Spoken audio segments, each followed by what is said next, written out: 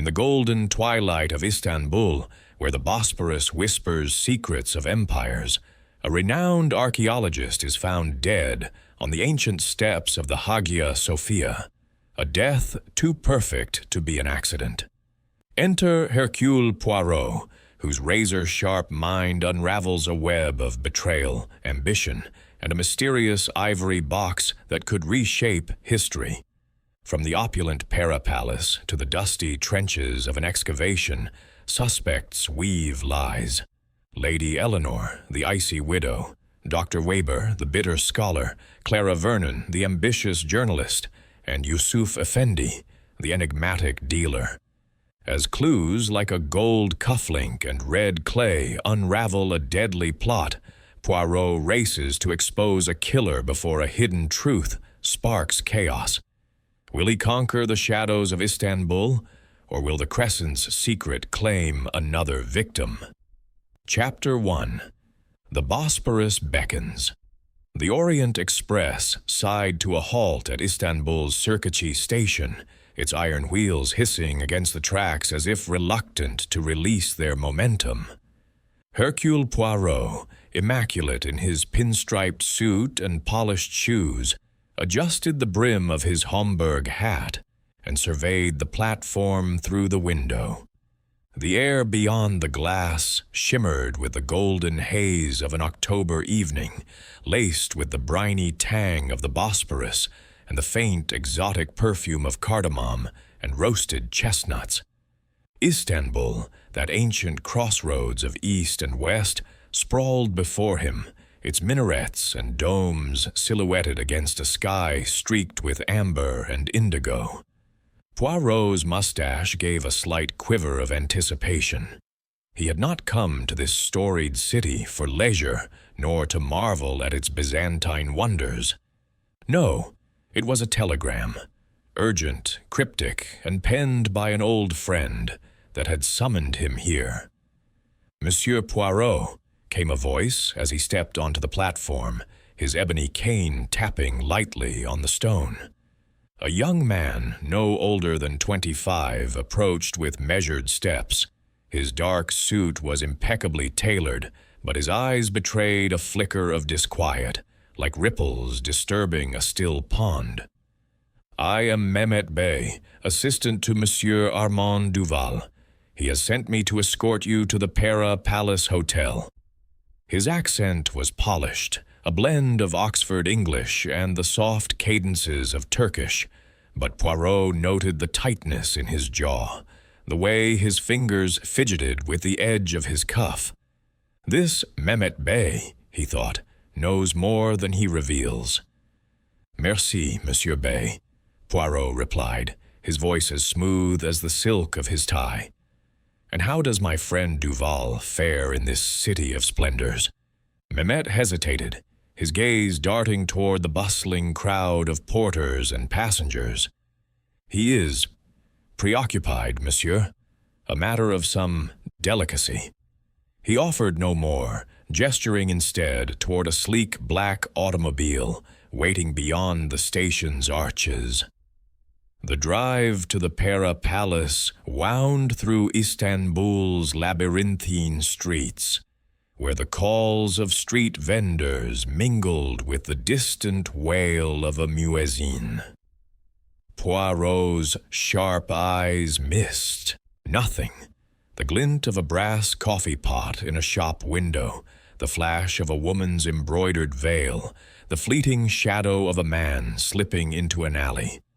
Istanbul, he mused, was a city of secrets, its beauty a veneer over currents of intrigue. The Pera Palace Hotel rose like a European oasis amid the city's eclectic chaos, its neoclassical facade adorned with wrought-iron balconies and gleaming windows. Inside, chandeliers cast a warm glow over marble floors, and the scent of rosewater lingered in the air. Mehmet led Poirot to a private suite on the third floor, where Armand Duval awaited. The Frenchman, once robust, now bore the pallor of a man burdened by unseen weights. His graying hair was neatly combed, but his eyes were shadowed, and his handshake lacked its former vigor. "Hercule, mon vieil ami," Duval said, rising from an armchair. "You cannot know how grateful I am that you've come." He gestured to a velvet-upholstered sofa, where Poirot seated himself with the precision of a man who abhorred disorder. "It is always a pleasure to assist a friend," Poirot replied, his green eyes keen. "But your telegram, Armand, it spoke of danger. Tell me, what has occurred in this city to unsettle you so?" Duval poured 2 glasses of Reiki, the anise-scented liquor clouding as he added water. He handed one to Poirot, who accepted it politely but did not drink. "It concerns Sir Reginald Harrow, a British archaeologist of some renown. He was found dead this morning at the foot of the steps leading to the Hagia Sophia. The Turkish police have declared it an accident. A fall, they say, caused by too much drink or a misstep in the dark. But I am certain it was no accident. Sir Reginald was murdered." Poirot's fingers tightened slightly around his cane. "Murder, you say? A serious accusation, mon ami. What leads you to this conclusion?" Duval leaned forward, his voice low. "Last night, Sir Reginald dined with me and several others at this very hotel. He was in high spirits, boasting of a discovery at his excavation site near the Topkapi Palace, an artifact, he claimed, that would rewrite the history of empires. He was vague, as always, but his excitement was palpable. He hinted that this find could stir unrest, perhaps even provoke certain powers, diplomatic, religious, I know not what. And now he is dead." Poirot's mustache twitched, a sign that his little gray cells were already at work. This Sir Reginald, what manner of man was he? Brilliant, perhaps, but reckless? Arrogant? Duval nodded. "All of those. He was a scholar of rare intellect, but his tongue was sharp, and he made enemies as easily as he unearthed relics. He was not a man to tread lightly, Hercule." "And who were these others at your dinner?" Poirot asked, setting his untouched glass on the table. "There was Lady Eleanor Harrow, his wife, young, beautiful, and ambitious. Dr. Hans Weber, a German historian who collaborated with Sir Reginald, though not without friction. Miss Clara Vernon, an American journalist chasing a story about the excavation. And Yusuf Effendi, a local antiquities dealer with a reputation for flexible ethics." Poirot's eyes gleamed. "A most intriguing assembly. And where was Sir Reginald found, precisely?" "On the stone steps leading to the Hagia Sophia's main entrance," Duval replied. "His neck was broken, and the police claim he fell while intoxicated. But I saw him last night, Hercule. He drank sparingly, and his step was steady when he left the hotel." Poirot rose, his small frame radiating purpose. "Then, mon ami, we must visit these steps at once. The scene of a crime, for I agree, this smells strongly of murder, holds secrets the police may overlook. Mehmet Bey, you will accompany us, oui?" Mehmet, who had lingered silently by the door, nodded. "Of course, Monsieur Poirot." As they stepped into the cool evening air, the Bosporus glittered under a crescent moon, its waters whispering of mysteries yet to be unraveled. Poirot's mind, sharp as a Damascus blade, was already tracing the threads of a puzzle that would lead him deep into Istanbul's shadowed heart. Chapter 2. The shadowed steps. The Hagia Sophia stood like a colossus in the Istanbul dawn, its vast dome catching the first rays of sunlight as Hercule Poirot approached the ancient steps where Sir Reginald Harrow had met his end. The air was crisp, carrying the faint tang of seaweed from the nearby Bosporus, and the distant clatter of early morning vendors setting up their stalls in the Sultanahmet Square. Poirot, clad in a charcoal overcoat, his cane tapping a deliberate rhythm on the cobblestones, surveyed the scene with the precision of a watchmaker. Beside him, Mehmet Bey walked in silence, his dark eyes scanning the surroundings as if expecting the stones themselves to whisper secrets. A Turkish police officer, a burly man with a waxed mustache, stood guard at the base of the steps, his bored expression suggesting he found Poirot's presence an unnecessary complication. "Monsieur," Poirot addressed the officer in flawless French, his tone courteous yet commanding. "I am Hercule Poirot, engaged to investigate the unfortunate demise of Sir Reginald Harrow. You will permit me to examine the scene, oui?" The officer, after a moment's scrutiny, shrugged and waved him through, muttering something about foreign busybodies. The steps leading to the Hagia, Sophia's grand entrance, were broad and worn, their edges softened by centuries of pilgrims' feet. Poirot ascended slowly, his keen eyes darting from stone to stone. At the third step from the top, he paused, crouching with a grace that belied his compact frame. A faint scuff mark, barely visible in the pale light, marred the surface. A jagged scratch, as if a shoe had caught and dragged. "Interesting," Poirot murmured, his gloved fingers tracing the mark. "A man does not stumble thus, unless he is pushed or startled." He continued downward, his gaze sweeping the steps until he reached the base, where Sir Reginald's body had been found. The stone here was unremarkable, save for a faint smear of red clay, its hue distinct against the gray. Poirot knelt again, producing a small magnifying glass from his pocket. The clay was fresh, not yet ground into the crevices by passing feet. "This clay," he said to Mehmet, who hovered nearby.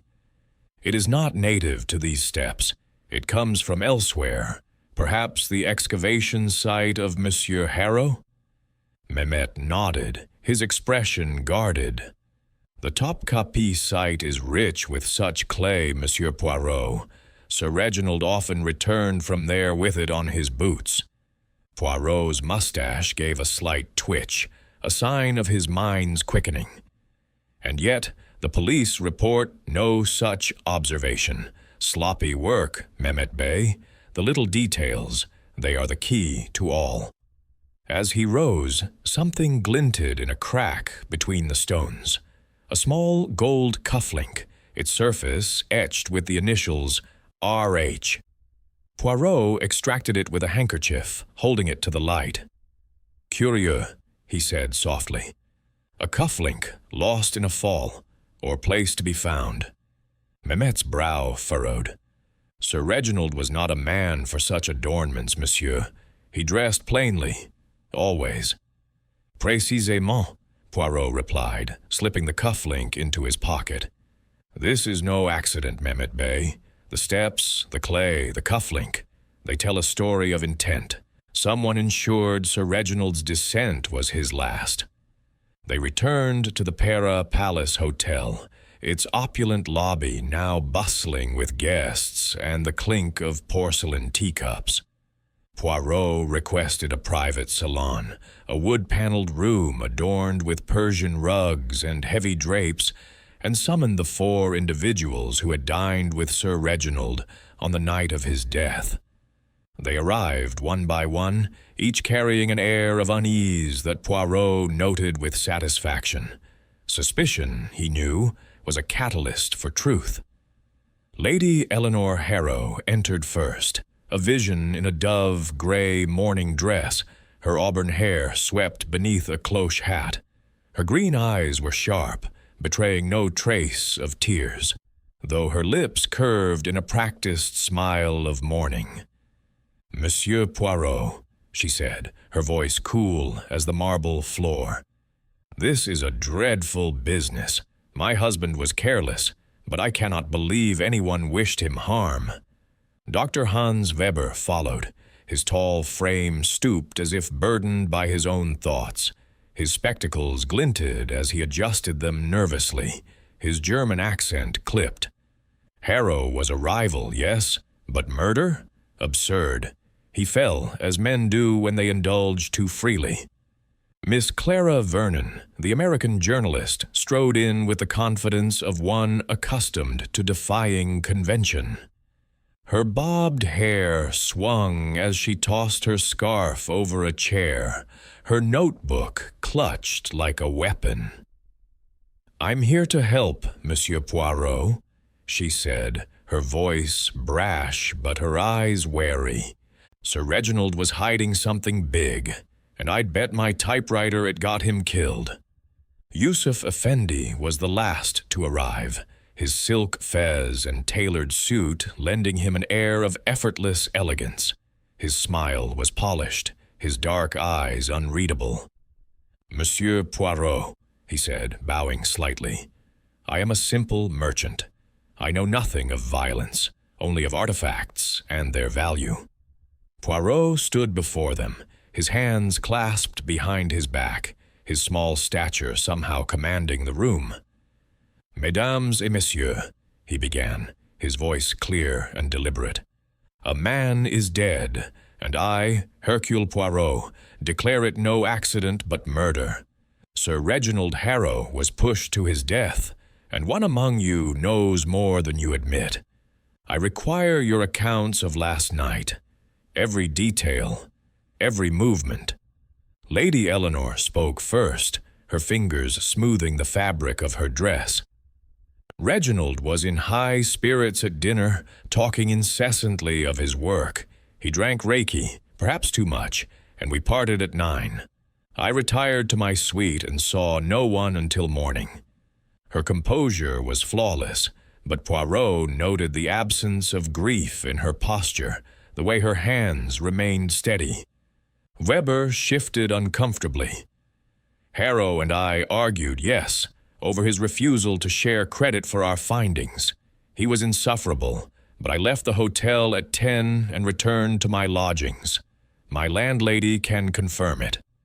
His voice carried a defensive edge, and Poirot marked the slight tremor in his fingers. Clara Vernon leaned forward, her eyes bright with intensity. "I was at the dinner, sure, but Sir Reginald shut me out of his dig. Said I'd ruin his reputation with my sensationalist rag. I went to my room after dinner and worked on my article until midnight." Her defiance, Poirot sensed, masked a flicker of fear, as if she knew more than she dared say. Yusuf Effendi spread his hands, his smile unwavering. "I am a businessman, Monsieur Poirot. Sir Reginald and I discussed a potential sale, an artifact, nothing more. I left the hotel at 10 and returned to my shop, where I worked alone until midnight." His alibi, Poirot noted, was conveniently solitary, impossible to verify without witnesses. Poirot paced slowly, his polished shoes silent on the rug. "You each claim innocence, yet the facts contradict. A cufflink with Sir Reginald's initials was found on the steps, yet he wore no such adornments. Red clay, not of the Hagia Sophia, clings to the scene, and Sir Reginald spoke of a discovery, one that threatened powerful interests. I urge you to reflect, for the truth will not remain hidden." As the suspects dispersed, Mehmet lingered, his expression troubled. "Monsieur Poirot, the police are eager to close this case. They do not welcome your interference." Poirot's eyes twinkled. "The police, Mehmet Bey, see only what is obvious. I, Hercule Poirot, see what is hidden. And these shadowed steps, they will yield their secrets yet." Chapter 3. Siècle, Widow's Veil. The morning sun filtered through the heavy damask curtains of the Para Palace Hotel's private salon, casting a lattice of light across the polished mahogany table where Hercule Poirot sat, his breakfast untouched. A single cup of Turkish coffee, its aroma rich and bitter, steamed before him, but his attention was fixed on the gold cufflink in his hand, its RH initials catching the light. The events of the previous day, the scuff mark, the red clay, the guarded alibis, had set his little gray cells humming. Now he resolved to probe deeper, beginning with the widow of Sir Reginald Harrow, whose composure intrigued him as much as it aroused his suspicion. Lady Eleanor Harrow agreed to meet Poirot in the hotel's rose garden, a secluded enclave where jasmine vines clung to trellises and the distant hum of Istanbul's streets was softened by the splash of a marble fountain. She arrived promptly at 10, her morning dress of black crepe accentuating her pale skin and the vivid green of her eyes.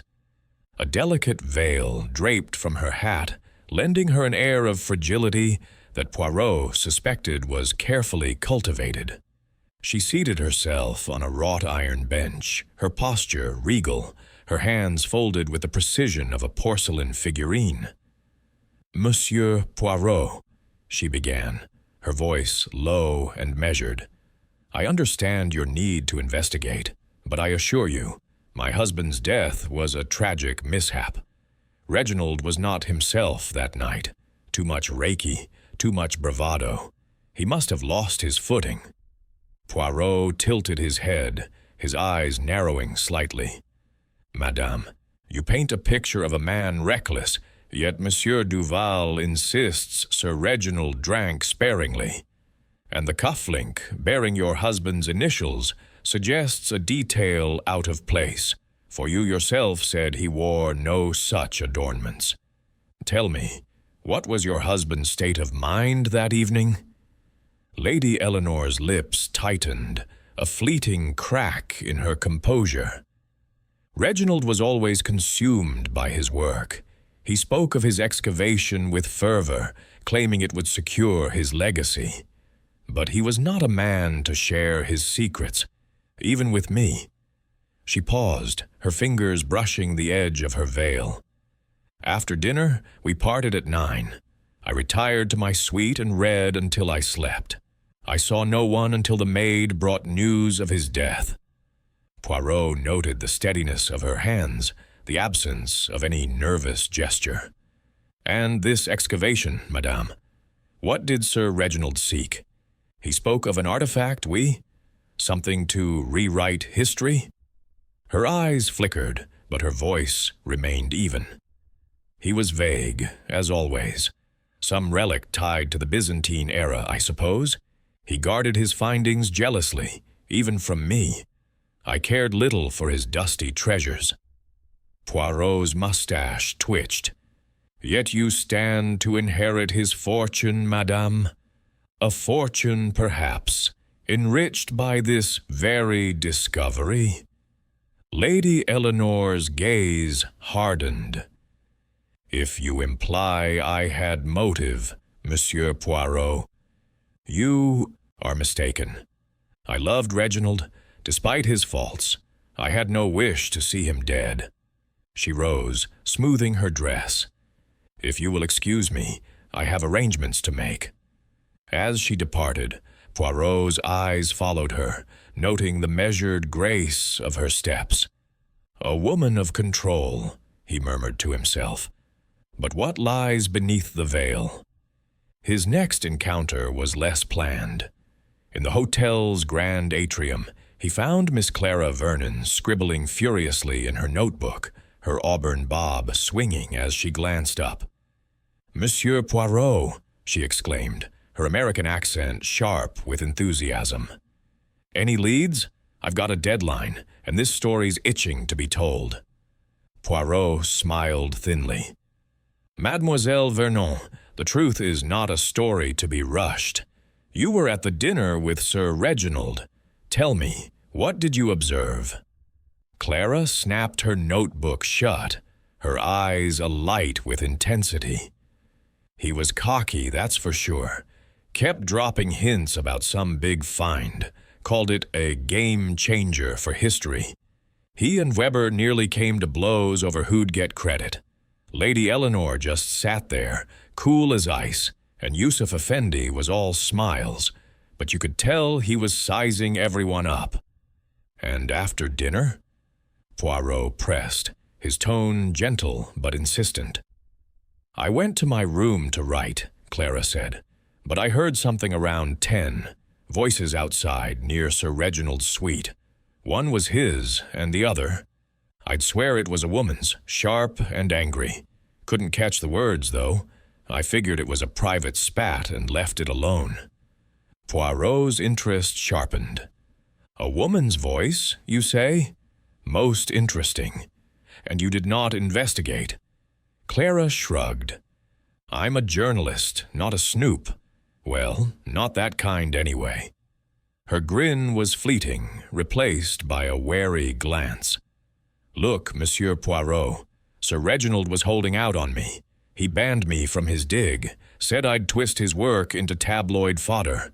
If I'd gotten a peek at that artifact, I'd have a front-page scoop.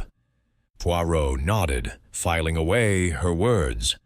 Merci, mademoiselle. Your observations are most helpful. Later, in the quiet of his suite, Poirot summoned Mehmet Bey. The young man arrived promptly, his dark suit as impeccable as ever, though his eyes betrayed a lingering unease. Monsieur Poirot, you wish to see me? Oui, Mehmet Bey, Poirot said, gesturing to a chair. You were at the dinner, yet you speak little of it. What did you see of Sir Reginald's demeanor? Mehmet hesitated, his fingers brushing the armrest. He was animated, monsieur, full of grand claims about his discovery. He spoke of an artifact that could shift the balance of power. I thought it mere boasting, but the others, Lady Eleanor, Dr. Weber, Miss Vernon, Yusuf Effendi, they listened closely, each in their own way. And after dinner? Poirot asked, his gaze piercing. I remained in the dining room to settle accounts, Mehmet replied. I saw Sir Reginald leave alone, perhaps at 9:30. I retired to my quarters soon after. Poirot leaned forward. And this artifact, did Sir Reginald describe it? Only in riddles, Mehmet said. He mentioned a key to empires, something tied to the Hagia Sophia itself. I know little of archaeology, monsieur, but his words carried weight. As Mehmet departed, Poirot sat back, his fingers steepled. The widow's calm, the journalist's eavesdropping, the assistant's reticence. Each piece of the puzzle gleamed with possibility. The woman's voice Clara had heard intrigued him most. Was it Lady Eleanor confronting her husband? Or another, yet to be revealed? And the cufflink, so conveniently marked R.H., was it a clumsy attempt to stage an accident, or a deeper deception? He rose, adjusting his tie with precision. The threads of the mystery were beginning to weave together, but the pattern remained elusive. The widow's veil, he murmured, hides more than grief. And these shadowed steps, they will not keep their secrets from Hercule Poirot. Chapter 4.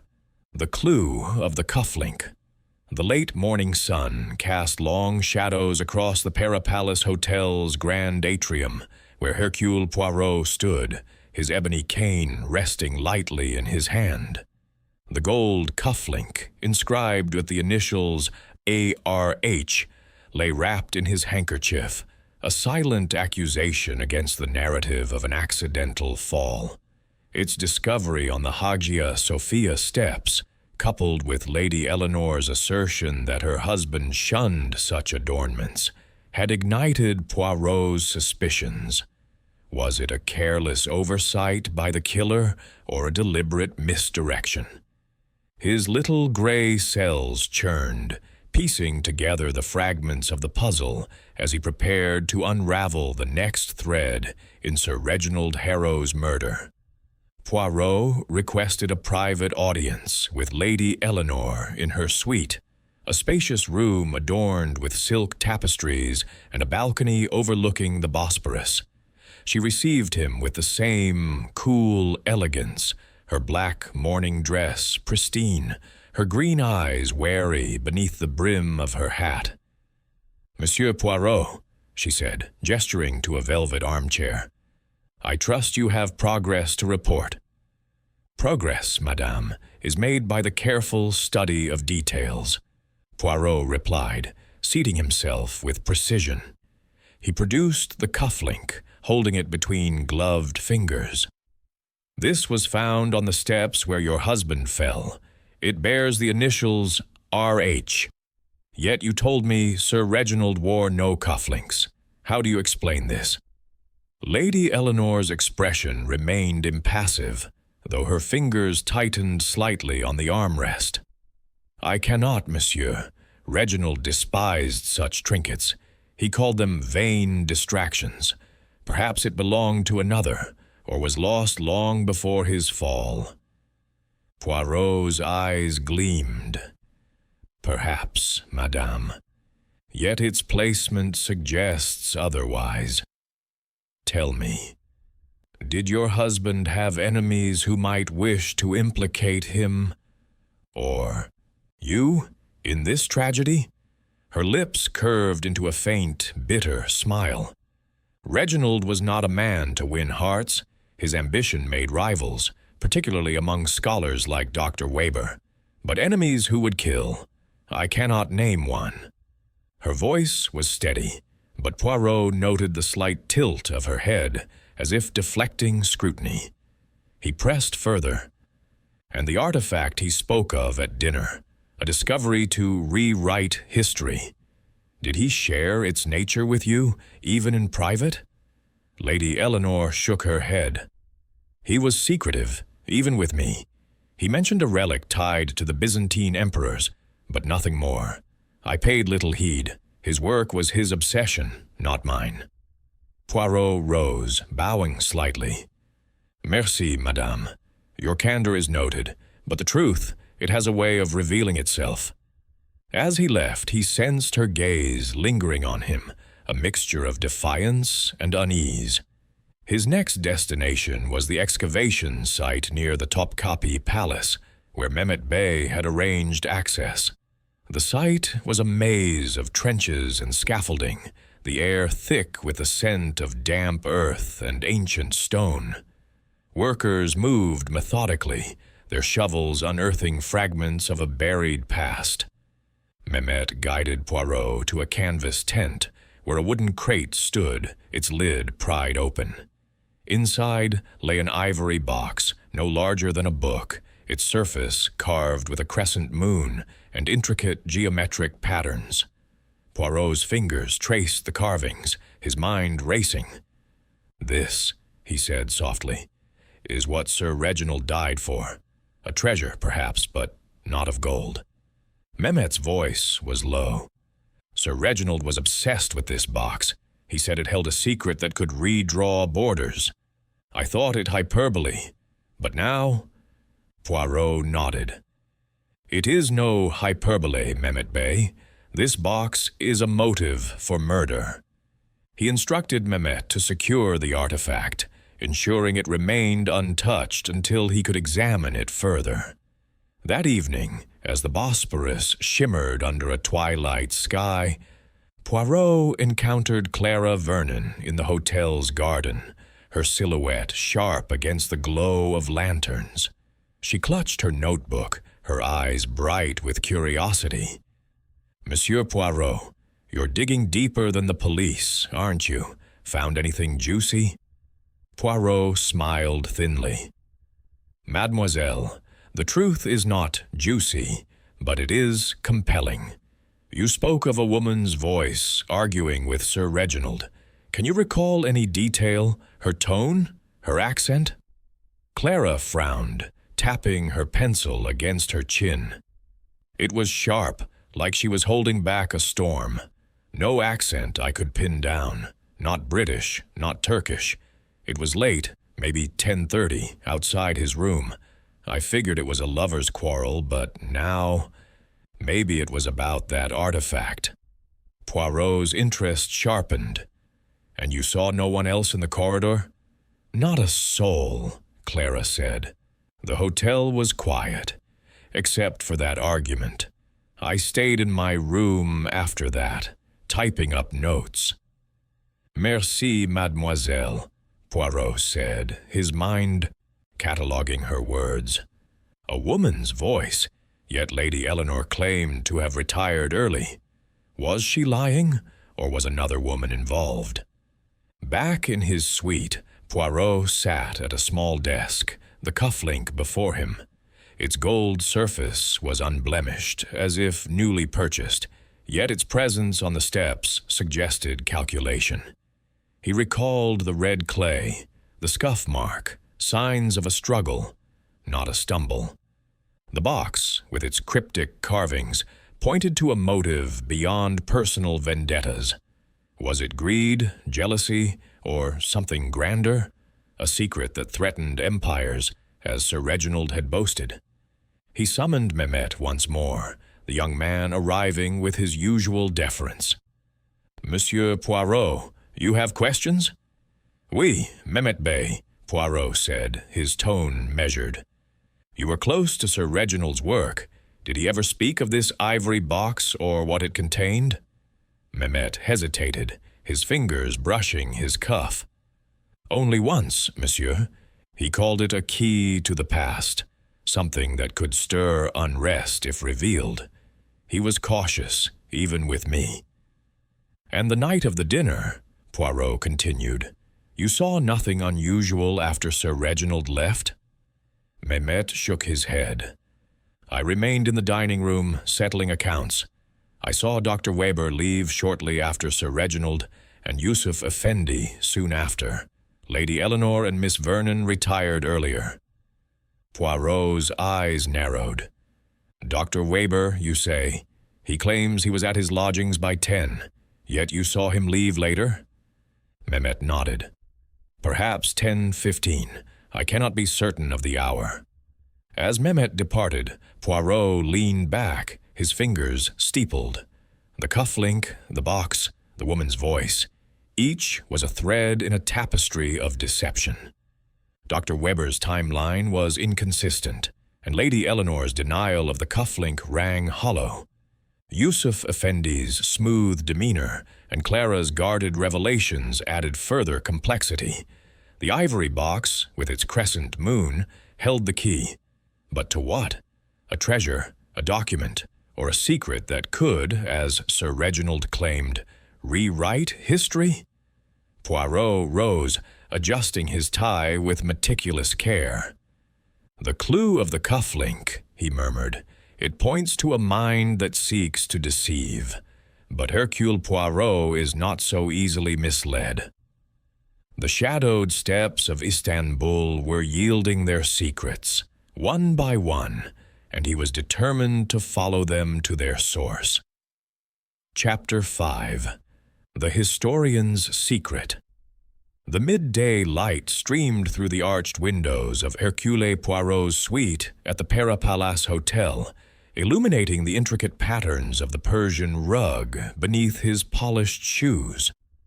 On the table before him lay the ivory box from Sir Reginald Harrow's excavation, its crescent moon carving glinting faintly, as if guarding its secrets with silent defiance.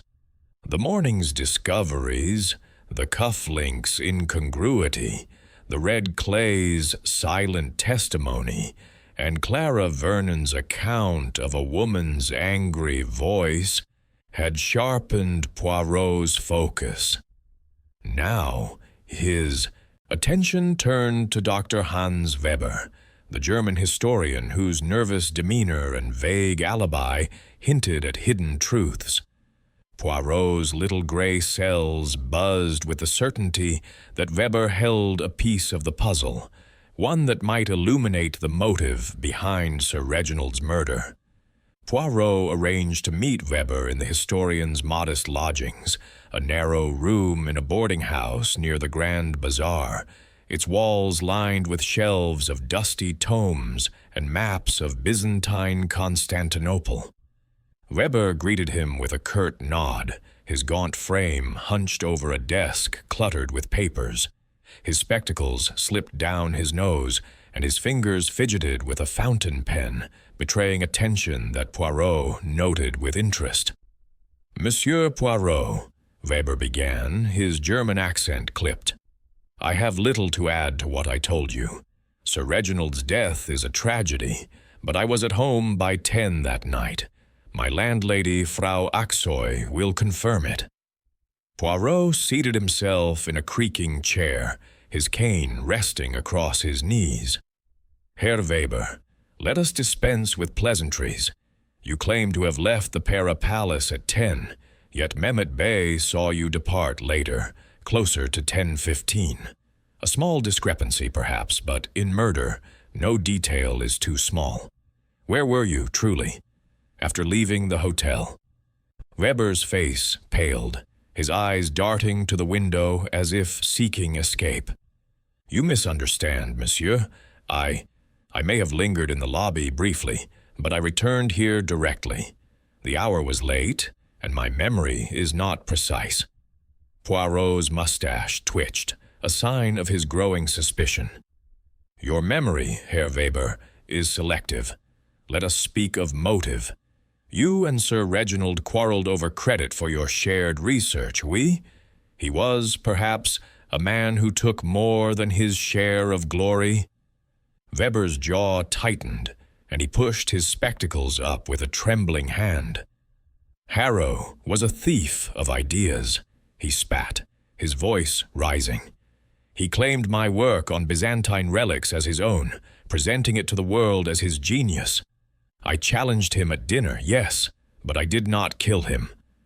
Poirot leaned forward, his green eyes piercing.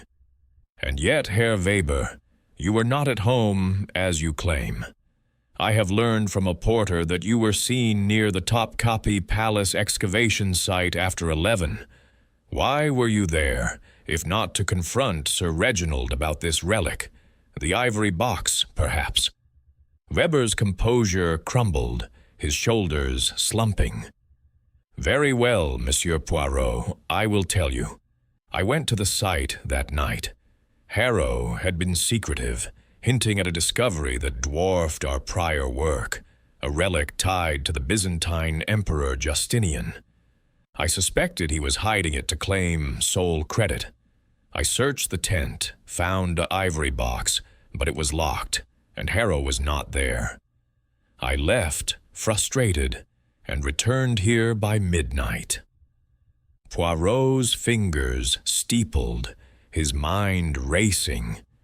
"This box, Herr Weber, what makes it so significant? Why kill for it?" Weber's voice dropped to a whisper, his eyes haunted. "It is not merely an artifact, monsieur.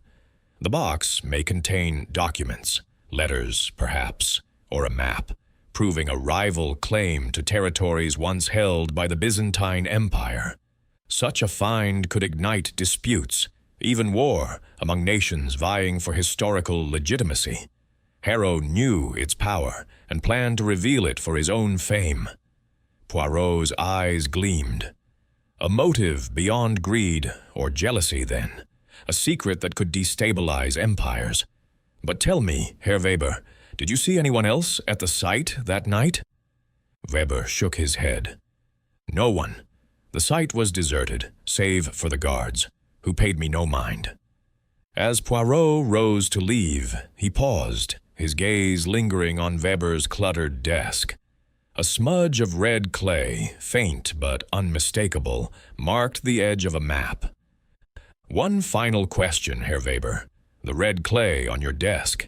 It matches that found on the Hagia Sophia steps.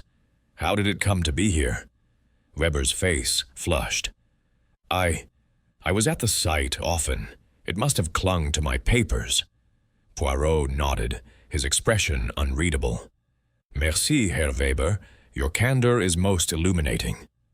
But as he stepped into the bustling streets, he knew Weber's explanation was incomplete. The clay, the late-night visit, the scholar's bitterness, all pointed to a man entangled in the web of Sir Reginald's death.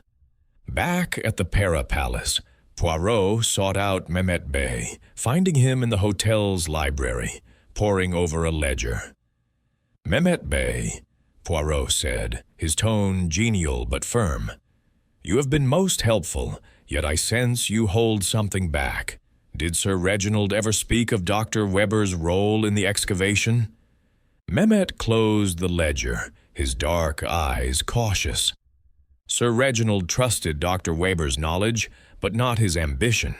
He said Weber was too hungry for recognition and kept the box's details from him. That night at dinner, they argued bitterly. Weber accused Sir Reginald of betrayal. "And after dinner," Poirot pressed, "you saw Weber leave. Did you notice anything else? Perhaps a woman near Sir Reginald's room?" Mehmet hesitated, his fingers brushing his cuff. "I heard no voices, monsieur, but I saw Miss Vernon lingering in the corridor around 10:30 near Sir Reginald's suite. She seemed agitated, but I thought nothing of it." Poirot's mind seized on this detail. Clara Vernon had claimed to be in her room, yet Mehmet placed her near the scene of the argument. Was she the woman whose voice she herself had reported, or was another player in this drama yet to emerge? As evening fell, Poirot stood on his balcony, the Bosporus a ribbon of silver under the crescent moon. The ivory box, Weber's confession, the red clay. They formed a constellation of clues, but the pattern remained elusive. Clara's presence in the corridor, Lady Eleanor's icy denial, Yusuf Effendi's unverified alibi, all demanded scrutiny. And the box itself, what secrets? Did it guard? A map? A letter? Or something more perilous? Poirot adjusted his tie, his reflection sharp in the glass.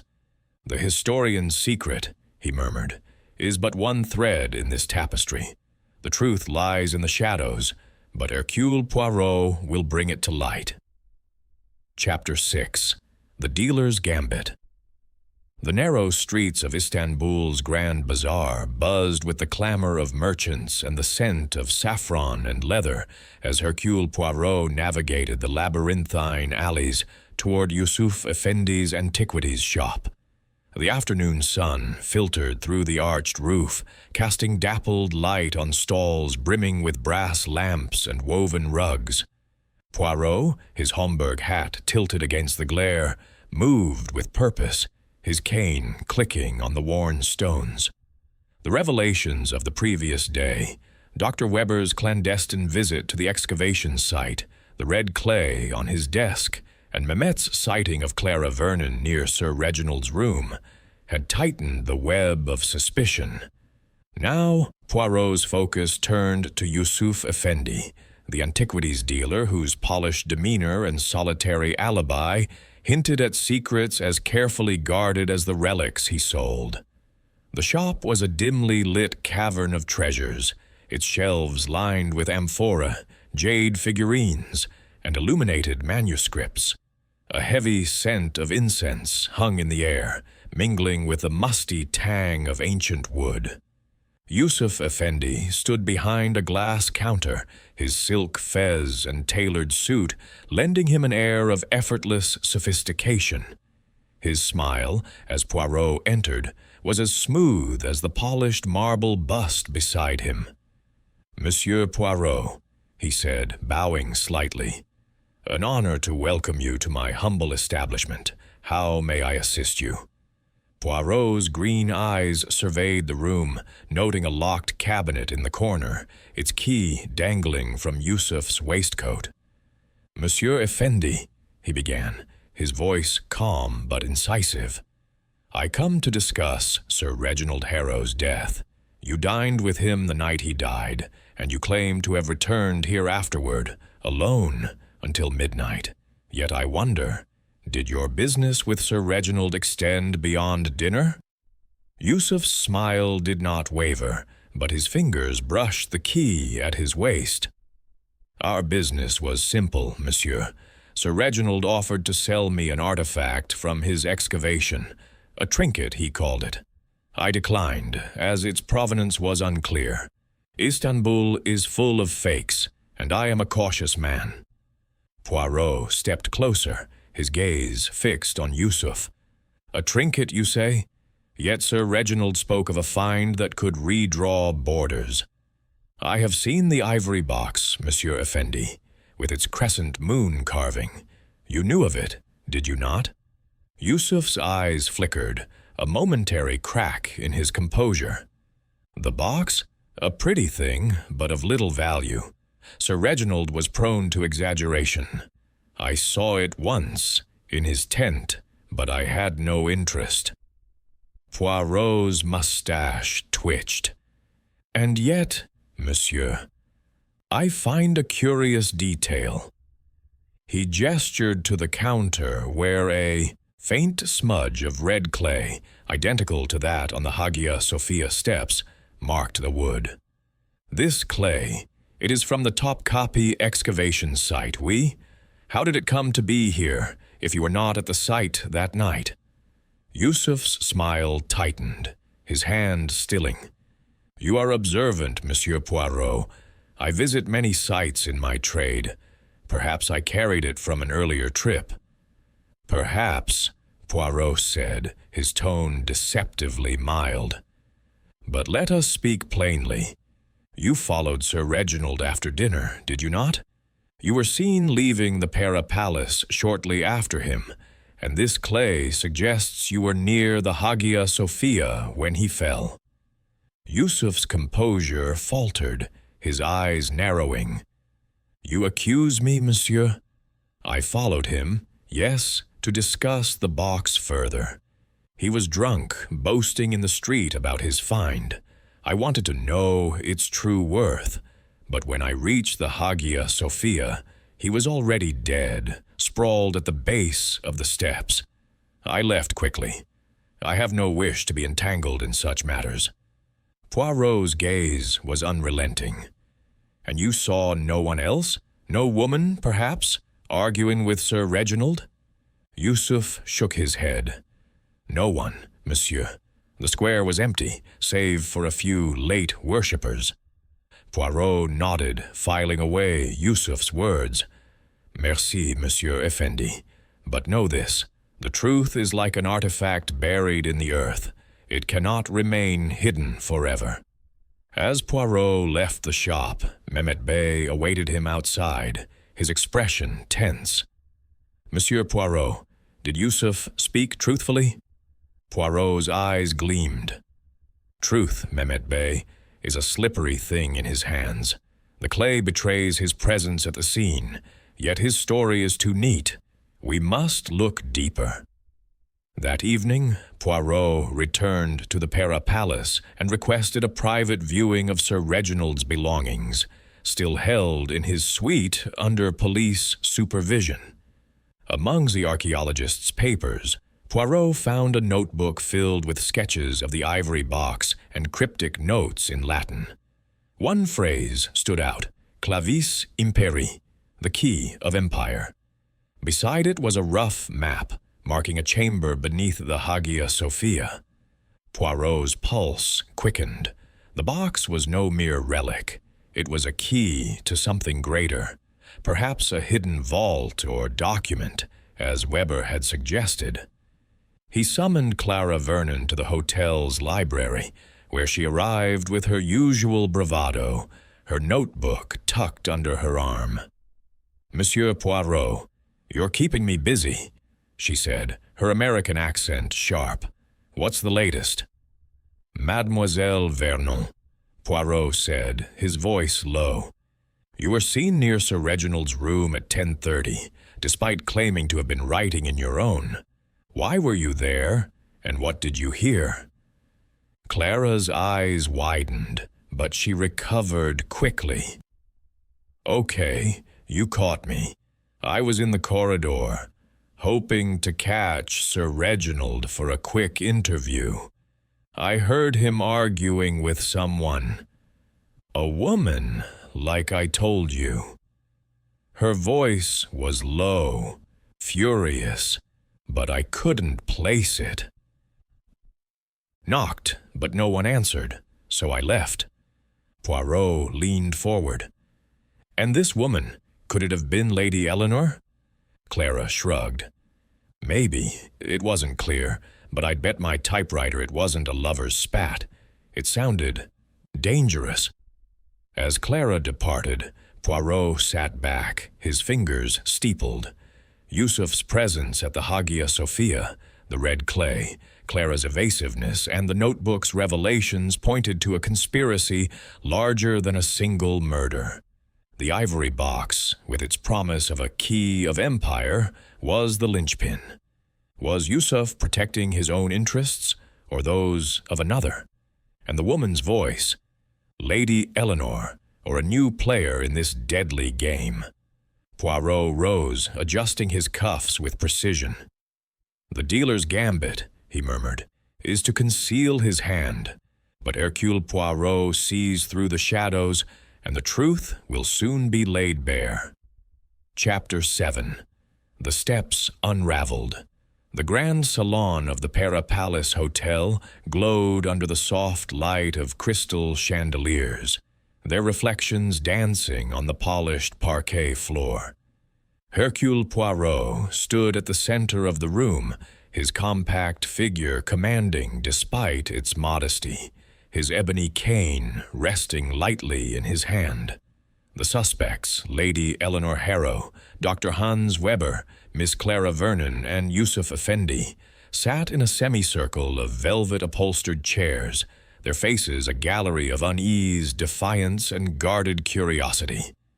Mehmet Bey lingered near the door, his dark eyes watchful, while Armand Duval, Poirot's old friend, occupied a corner, his expression one of quiet anticipation. The air was thick with the scent of rosewater and the weight of impending revelation. Poirot had summoned them here, in this opulent setting, to lay bare the truth of Sir Reginald Harrow's murder. The clues, the scuff mark on the Hagia Sophia steps, the red clay, the gold cufflink, the ivory box with its crescent moon, and the whispered argument of a woman's voice, had woven a tapestry of deception. Now, his little gray cells had aligned the threads, and the pattern was clear. "Mesdames et messieurs," Poirot began, his voice steady and resonant.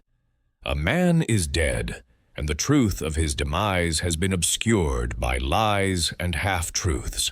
Sir Reginald Harrow did not fall by accident. He was pushed to his death on the shadowed steps of the Hagia Sophia, and the one responsible is among us." A murmur rippled through the group.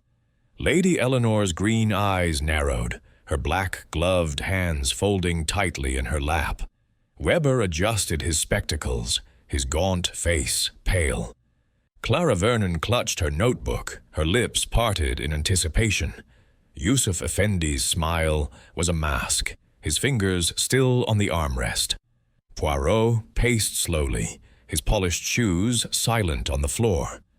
Let us begin with the scene of the crime. The steps bore a scuff mark, a sign of struggle, not a stumble. Red clay from the Topkapi excavation site marked the stone, linking the killer to Sir Reginald's work. And the cufflink, inscribed R.H., was a curious detail. "Lady Eleanor, you told me your husband wore no such adornments, yet there it was, glinting in a crack. A clue, perhaps, or a deception." Lady Eleanor's voice was cool. "As I said, Monsieur Poirot, Reginald despised such frippery. I cannot explain it." Poirot's eyes gleamed. "Précisément, madame. It was not his, but placed there to suggest an accident, a clumsy attempt to mislead. Now, let us consider the ivory box found at the excavation site, its crescent moon carving hinting at a secret. Sir Reginald called it a key to empires, a relic that could stir unrest. Dr. Weber, you confess to searching for it that night, driven by resentment over stolen credit. Weber's voice was sharp. I admitted my actions, Monsieur Poirot. I sought the box, but I did not kill Harrow. Poirot raised a hand. Patience, Herr Weber. We turn now to Miss Vernon, who heard a woman's voice arguing with Sir Reginald near his room at 10:30. Yet, mademoiselle, you were seen in the corridor, claiming to seek an interview. Were you, perhaps, the woman in question? Clara's eyes flashed. I told you, I heard an argument, but it wasn't me. I knocked and left when no one answered. Poirot nodded, his gaze shifting to Yusuf Effendi. And you, Monsieur Effendi, followed Sir Reginald to the Hagia Sophia, your shoes carrying the red clay of the excavation site. You claim you found him dead, yet your presence at the scene is most convenient. Yusuf's smile tightened. I sought only to discuss business, monsieur. I am no murderer. Poirot stopped pacing, his hands clasped behind his back. Each of you has a motive. Lady Eleanor, you stood to inherit a fortune and freedom from a husband who, rumor suggests, was unfaithful. Dr. Weber, your academic rivalry burned deep. Miss Vernon, Sir Reginald's refusal to share his discovery threatened your career. And Yusuf Effendi, the box's value could have enriched you or protected interests you serve. He turned to Lady Eleanor, his voice softening but unrelenting. Madame, you lied about your movements. You claimed to have retired at 9, yet a maid saw you leave your suite at 10, returning after 11. And the woman's voice? Miss Vernon heard. It was yours, was it not?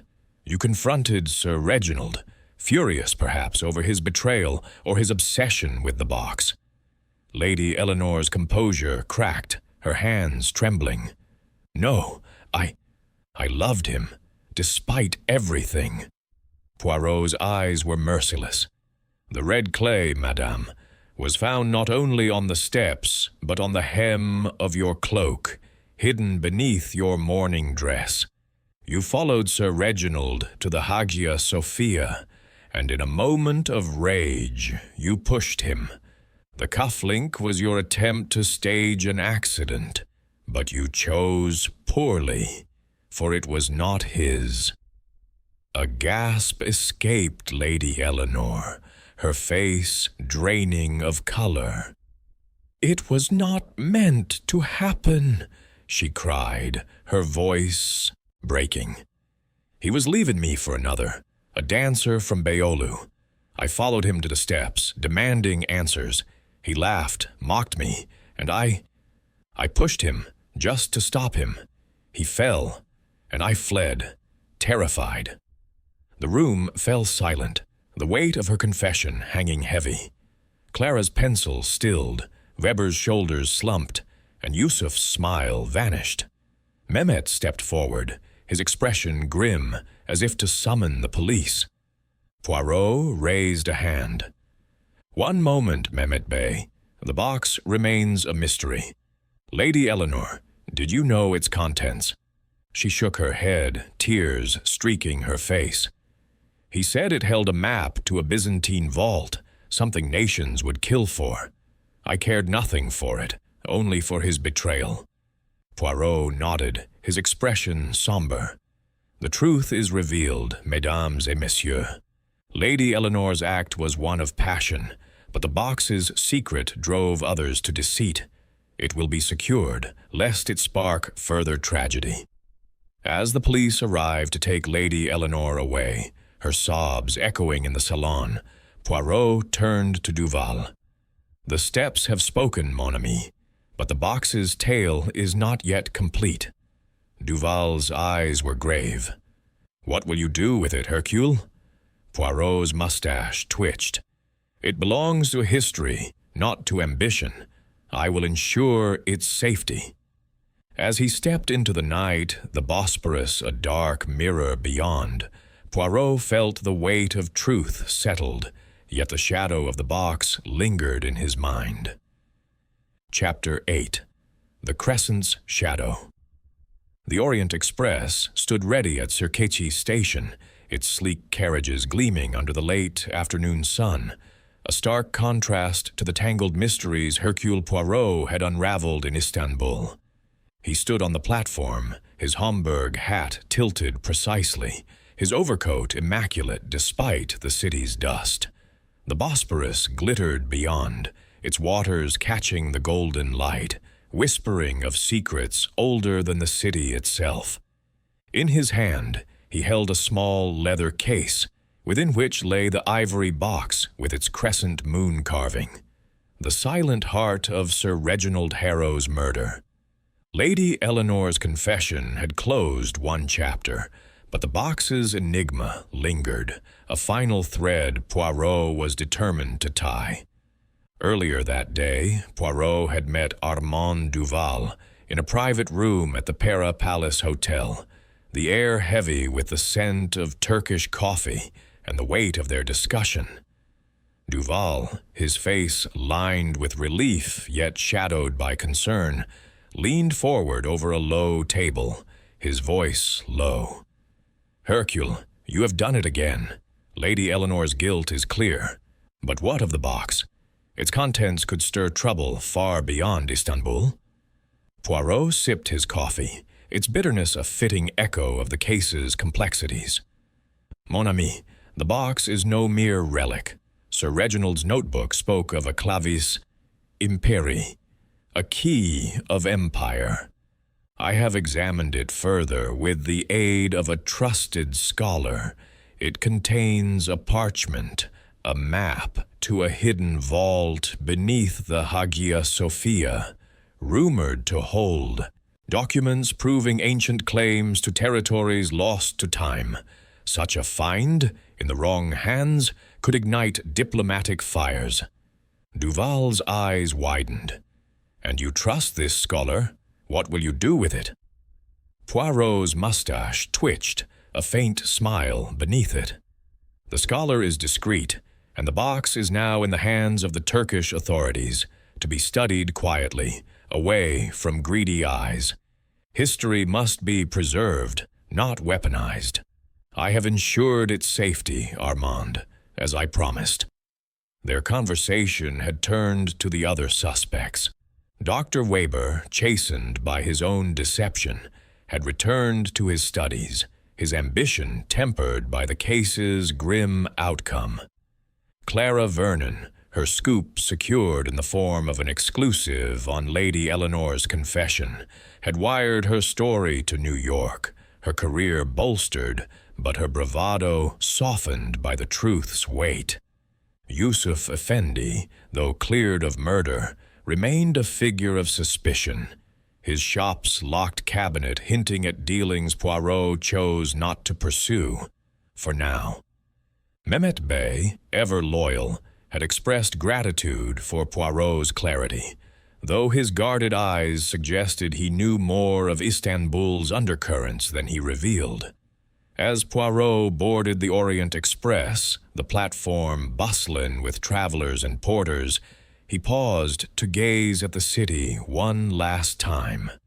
The minarets of the Hagia Sophia pierced the skyline, their ancient stones silent witnesses to the drama that had unfolded.